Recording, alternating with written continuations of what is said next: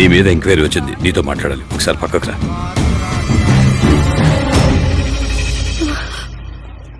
నానా, నువ్వేం కంగారు పడకమ్మా, నేనున్నానుగా.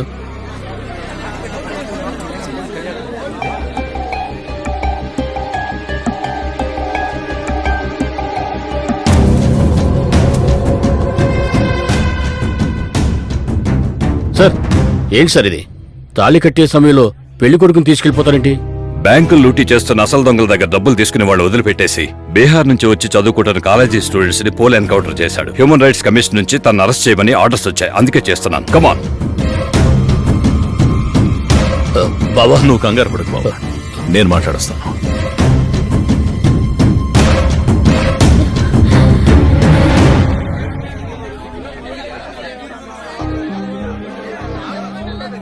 అందుకే 1కి 10 సార్లు ఆలోచించి పిల్లనివ్వాలి అంటారు. అక్క ఆలోచించుకుంటానే ఇచ్చుంటారంటావా? ఆలోచించి ఉంటారులే.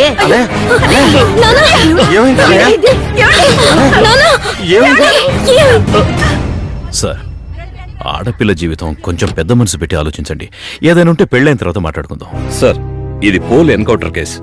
10-15 సంవత్సరాలు జైలు శిక్ష పడొచ్చు. ఈ విషయంలో ఎటువంటి సహాయం చేయలేం. I'm sorry. సార్, నువ్వు భయపడకన్నయ్య, ఏమీ కాదు. తమ్ముడు, నా కూతురు జీవితం నా వల్ల నాశనం అయిపోయేలా ఉంది. పిల్లాడు చదువుకున్నాడు, ఉద్యోగం చేస్తున్నాడు అనుకున్నాను, కానీ మంచివాడా చెడ్డవాడా అని చూడలేదయ్యా.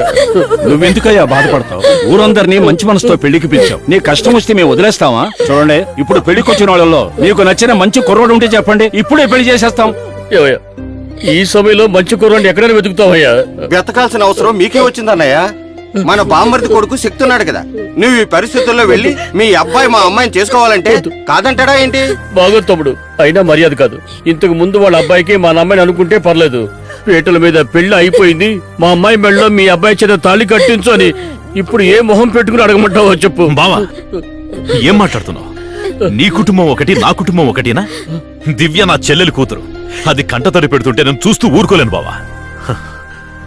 నేను చెప్పేది వినండి, మీ అందరి ముందు మాటిస్తున్నాను, ఈ పెళ్లి జరుగుతుంది. ఇదే ముహూర్తానికి నా కొడుకు దివ్య మెళ్ళలో తాళి కడతాడు. కడతాడయ్యా. ఎందుకైనా మంచిది మీ వాళ్ళకు మాట్లాడుకోవచ్చు కదా. నా కొడుకు నా మాట జవదాటడు.